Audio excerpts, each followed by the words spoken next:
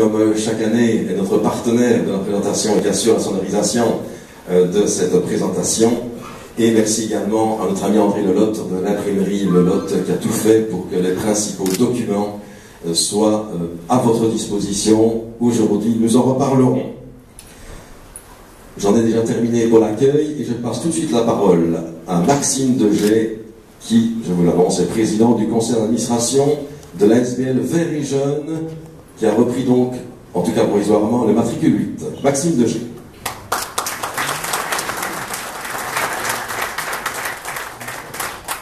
Merci Philippe, monsieur l'échevin des sports, monsieur le bourgmestre faisant fonction, puisque avec ça j'excuse également monsieur Marc Elzen, qui est toujours les vacances bien méritées, il revient la semaine prochaine un peu court pour venir nous rendre une visite, donc c'est monsieur Urban qui représente la ville. Nous sommes très fiers d'être ici pour vous présenter cette nouvelle aventure, cette nouvelle structure que nous avons mis en place. Et effectivement, comme l'a dit Philippe, cette conférence de presse, ça pourrait être tout simplement le liquidateur qui l'a fait à notre place en annonçant qu'on ne jouerait pas le match de coupe de dimanche. À la place de ça, il y a des personnes qui sont là et d'autres amis du club qui ont voulu absolument qu'on puisse vivre cette saison en Division 3 et que le matricule 8 puisse continuer cette belle aventure.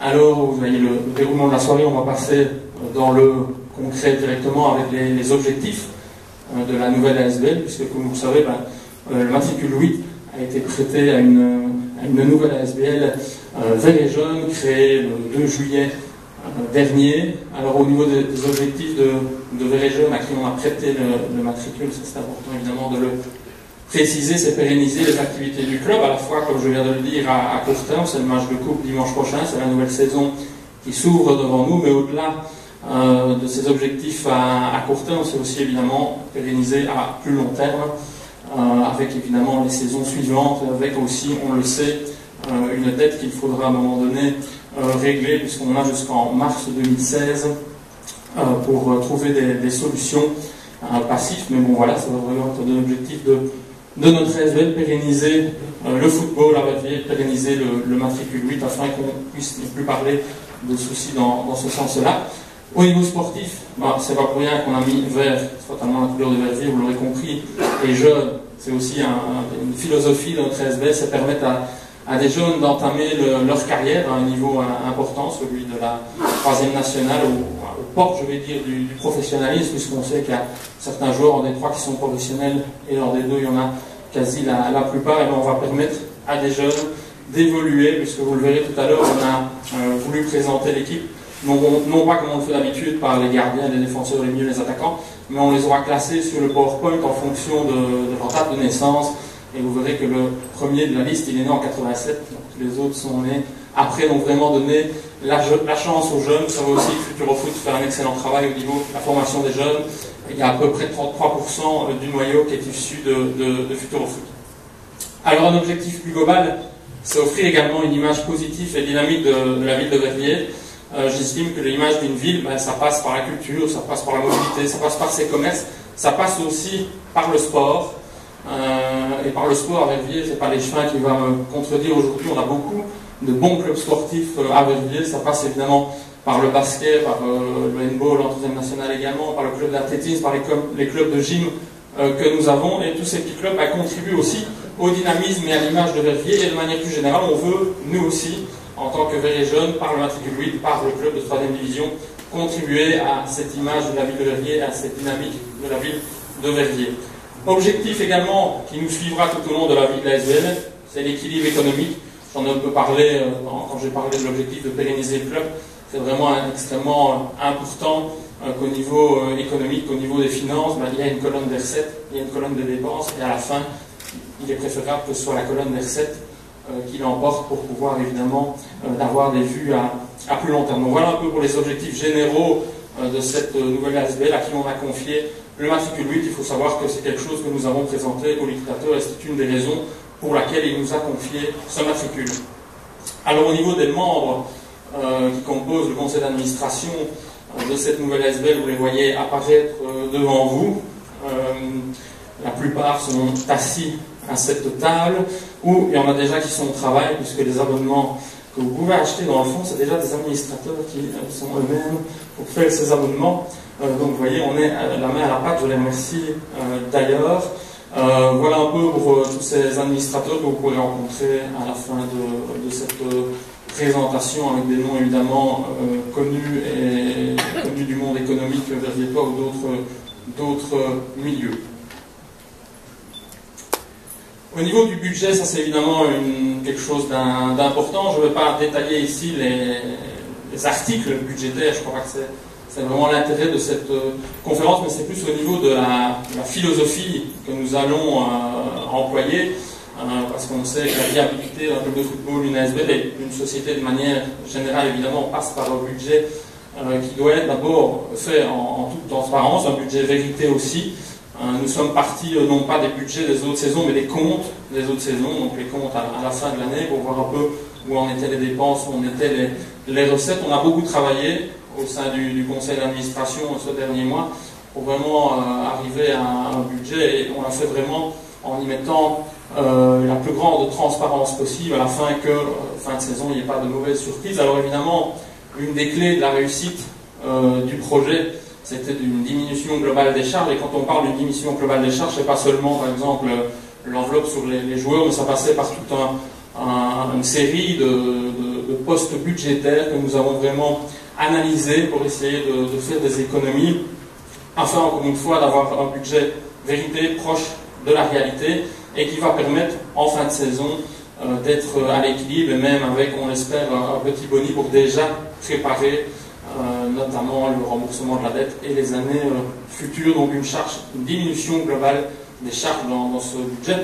Un monitoring permanent, ça c'est vraiment quelque chose qu'on a voulu mettre en place et qui était important au sein du conseil d'administration. Encore mercredi dernier, nous avons eu une réunion, et il y a chaque fois un point budget dans cette réunion où nous analysons la trésorerie, nous analysons les recettes qui arrivent, les dépenses qui arrivent, pour vraiment être, encore une fois, le plus proche de la vérité, le plus proche de la réalité économique de notre ASBL. C'est vraiment un monitoring permanent des finances du club afin d'éviter toute mauvaise surprise. Il y avait encore une petite phrase très importante, on l'a dit la première fois qu'on a fait une petite conférence de presse pour présenter les personnes qui avaient décidé de se jeter dans l'aventure, c'est la réalité économique détermine le projet sportif. Ça c'est quelque chose qu'on va vraiment pas perdre de vue, qu'on va toujours remettre en avant. Donc il y a une réalité économique avec des dépenses, des recettes, et bien c'est cette réalité économique-là qui doit dicter évidemment le projet sportif, parce qu'on ne peut pas évidemment avoir un projet sportif mais sans une réalité économique derrière. C'est évidemment pour avoir des problèmes. Et dans le monde du football, pas plus tard que quelques semaines d'ici, il y a un club à peine connu qui s'appelle le WDL, qui lui a disparu, je tiens à rappeler. Donc vraiment, la réalité économique doit primer sur le projet sportif. Évidemment, on va pas parler tout à l'heure du projet sportif, il y aura des gens qui feront mieux que ça dans la présentation, des coachs et du noyau, mais nous, ce qu'on va s'occuper également, c'est au niveau commercial, donc au niveau de la dynamique du club. Donc il y a deux commerciaux qui vont nous rejoindre pour cette aventure. Je vois M.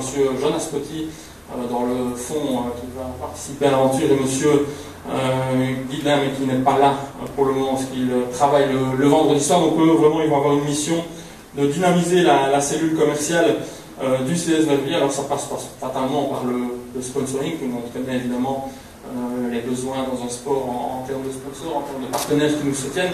Dynamiser la relation B2B, c'est de la relation d'entreprise vers une autre entreprise. Donc plus dépasser cette valeur de sponsoring pour arriver plus sur une relation de partenaire.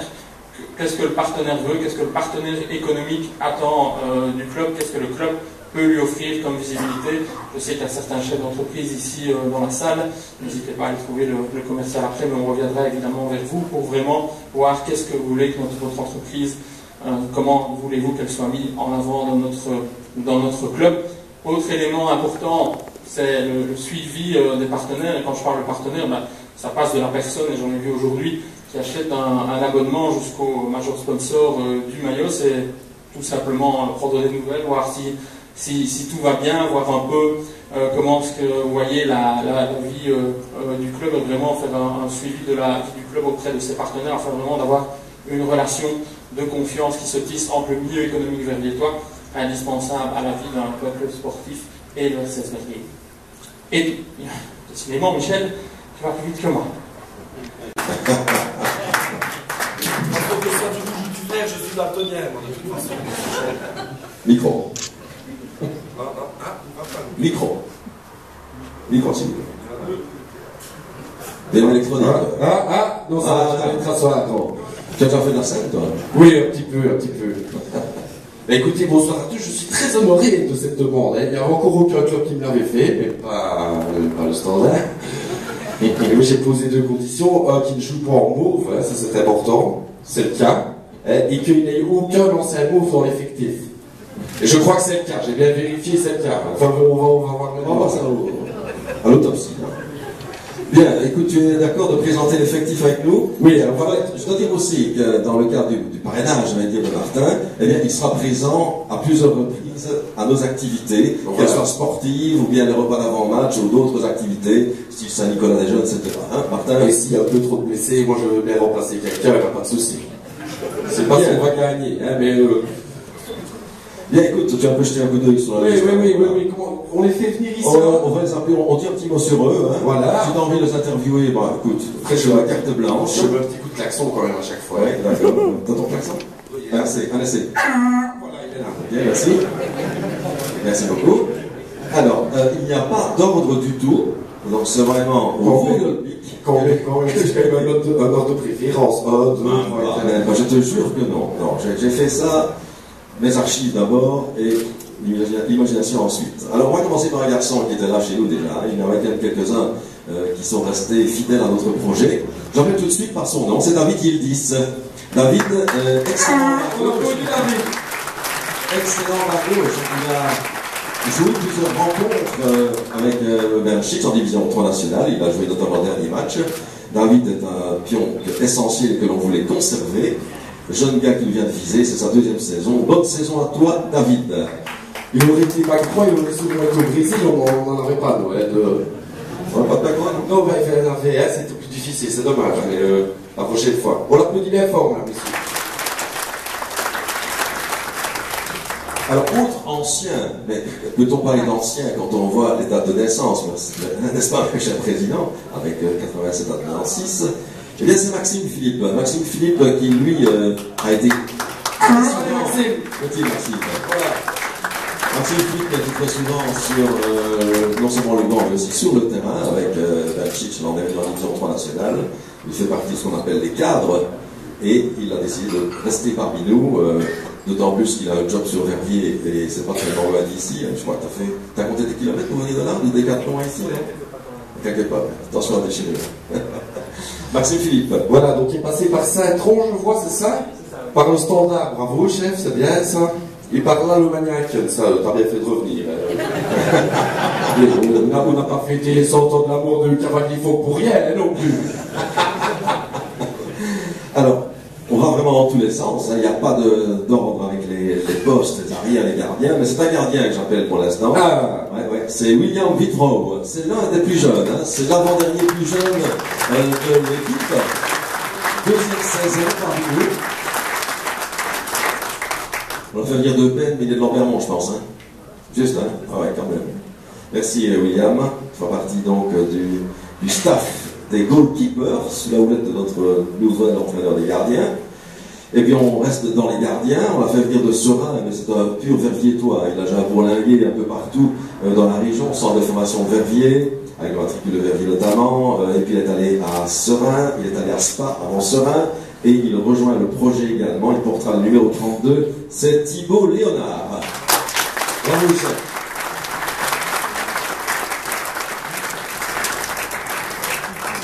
Voici un grand format, et il appartient toujours au club de Vignis, mais chaque année, on a besoin de lui, il se plaît bien chez nous, on refait le transfert, les gens du ministère sont d'ailleurs très très coopérants, c'est un tout bon élément, c'est la première fois qu'il intègre le groupe, même s'il avait déjà participé quelques fois aux entraînements de Drazen Bernchitz, il s'appelle Nicolas Beckers.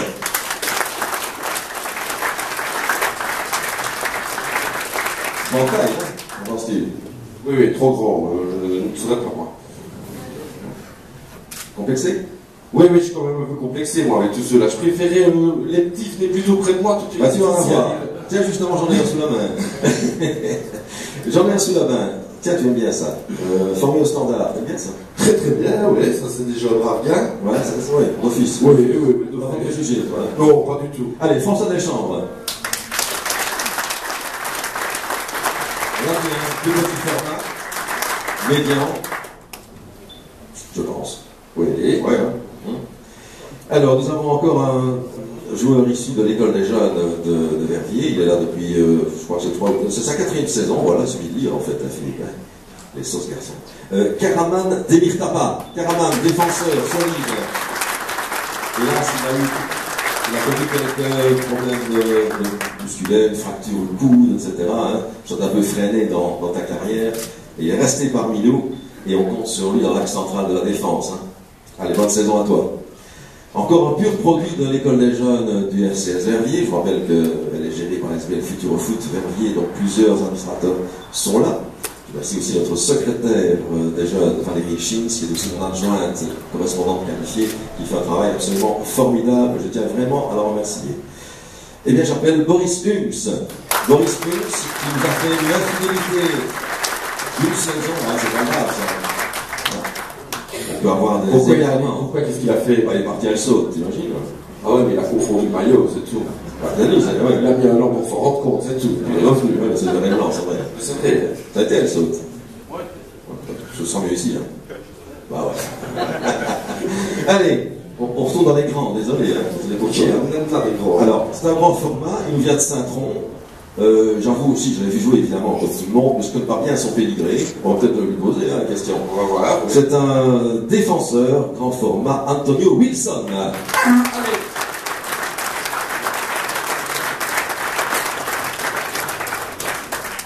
Ah oui, il est grand. Ah ouais. T'es sûr que c'était pas plutôt du basket qui vient? Il y a un club à Saint-Tron, je sais pas. Merci Antonio d'avoir rejoint le projet aussi, hein, parce que tous les joueurs, je parle en tout cas pour Antonio, qui ne connaissait pas le CS Verviers, ses objectifs, etc. Et finalement, ils ont fait confiance sur, je vais dire, au duo d'entraîneurs et aussi à une personne qui les a amenés, je le nom, d'ailleurs Thierry Schutz, qui nous aide beaucoup aussi sur le plan sportif. Donc voilà, merci en tout cas de faire confiance au LCS Verviers-Toi. Alors nous avons un international, en tout cas un ex-international dans nos rangs, nous avons transféré du standard. C'est vrai, Lyon Jack. Allez. Gentissel non plus. Gentissel non plus. Non, il a été marque droit international U17. Ah oui, d'accord. Ça c'est quoi? Voilà, attends. Ouais. Michael Quand tu avais 17 ans, t'étais quoi, toi? International peut-être? Oui. International au curage de pied. Oui, je ne m'étonne pas. Maintenant, ce qui va te souffler, couper le souffle, c'est que tu es étudiant en médecine. Ah, en plus de ça. Ouais. En première année, je crois que je vérifie quand même. C'est Matt Debras, international jeune au standard. Arrière droit. Première ou deuxième année? Première ou deuxième année? Première. Bonnes études. Tu seras bientôt au doc du club, tu sens ça. Peu de patience quand même. Alors, c'est un jeune de chez nous que Quentin connaît certainement, c'est lui qui m'a enseigné, qui a dit il faut le garder, hein. C'est Azik Safa.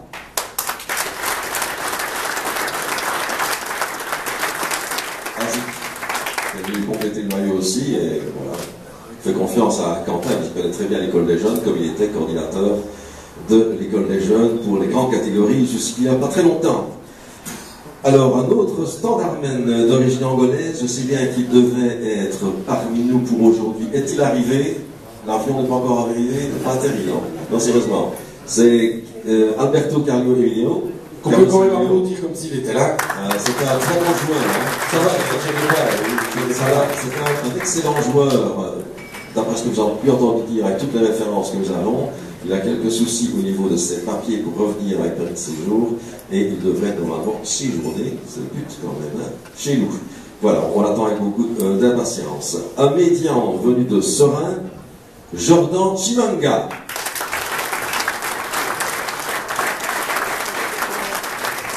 Serein, comment ça?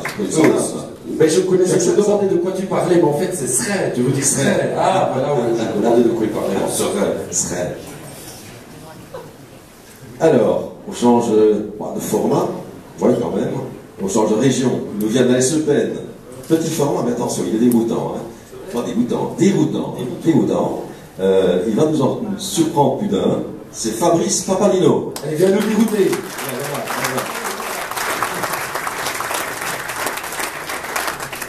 Fabrice au milieu du jeu, là, c'est quelque chose. Hein. Ce feu follet, récupère, il lance.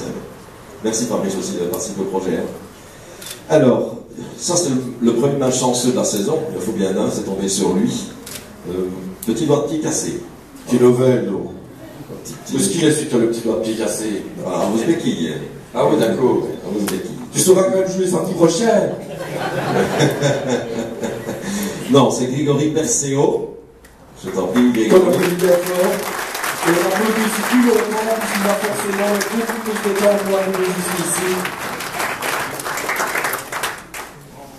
Grégory qui appartient au club de Sèvres. Celui qui fait métier, tu veux pas plus le sculpter, il fait bien fait. C'est déjà fait. C'est bon? Comment va l'orteil? 300 mètres, ouais. Pas pour tel, ça. Combien de temps d'absence, sérieusement? J'ai rendu pour 11 et Barcelone plus. Ouais. Avec qui? Ok, allez, bon rétablissement. Alors, on l'a connu à Spa, donc la presse locale connaît bien ce joueur, c'était il y a quelques saisons, je pense, c'est Jabo Mutsinzi.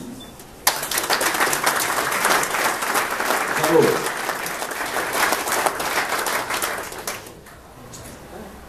Merci Jabo de nous rejoindre. Déjà l'expérience de nationale, lui. Hein. Ouais. Alors, il a fait des apparitions en équipe A l'an dernier. C'est un ailier rapide. Et donc, il est déjà un peu dans les baskets, puis il connaît bien le club. C'est Giacomo Moscato. On va aussi souhaiter garder, parce que on prend ce joueur. Il était sur le banc, il a fait quelques apparitions, notamment à Lyon-Saint-Gilloise, si je ne m'abuse, en début de saison. Sur le banc par après.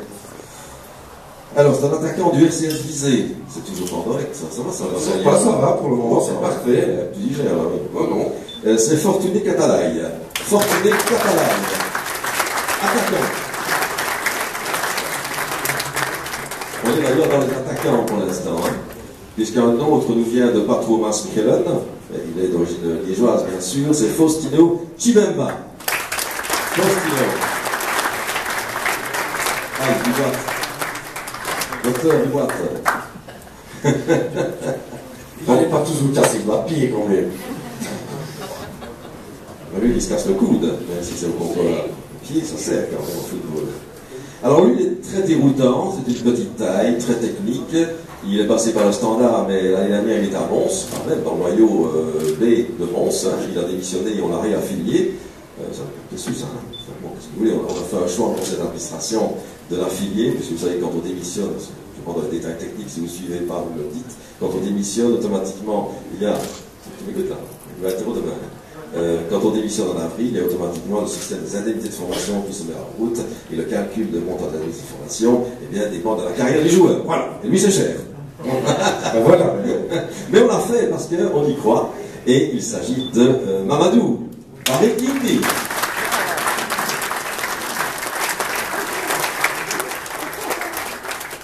Et puis alors, c'est le dernier arrivé en date. Il n'est pas encore qualifié pour l'instant, parce que nous avons encore quelques petits points avec l'Union belge pour l'instant pour essayer de trouver une solution purement technique. Merci la poste. Pas de poste qui est ici. Il nous vient de l'équipe B de Tirlemont, mais il habite Bassange, c'est donc Basibozan. Il y en a d'autres ici. Basibozan, c'est toi. Et il s'appelle Tariq Kasmi, et il centre avant un vrai moyen. Il va donner un peu de poids à la carte. Tout à fait. Je crois que tout le monde, je regarde au bout si tout le monde au niveau joueur est passé. Quentin, oui? C'est bon, hein? Alors on passe au staff. Bon, on commence pour le chef quand même. Giorgio Cimento, on en a parlé tout à l'heure, hein, Giorgio. C'était pas évident de trouver un entraîneur. C'était pas évident de trouver un entraîneur qui était libre, qui acceptait en deux le projet sportif avec un risque sportif quand même évident. C'était pas évident non plus de tenir compte des contraintes budgétaires. C'était pas évident de venir dans un club qu'il ne connaissait pas. C'était pas évident de prendre en charge un groupe très jeune. Mais là, c'est la raison de son engagement, justement, c'est que c'est un formateur de jeunes. Il est diplômé UEFA A, mais il a été très longtemps responsable de l'école des jeunes du FC Serein. Il travaille aussi pour la Juventus Soccer Schools, à la fois en Belgique, mais aussi en Tunisie. C'est juste, hein? Donc c'est un garçon qui a de l'expérience de formation et Pour la petite histoire, il est issu de la même promotion, UFA A, donc diplôme Union belge, que notre coach précédent, Drazen Bencic. Donc ils ont travaillé ensemble, ils ont étudié ensemble. Bencic nous a quittés, il est remplacé par un de ses collègues sur les bancs d'école. Merci à toi, Giorgio Cimento, et bonne saison.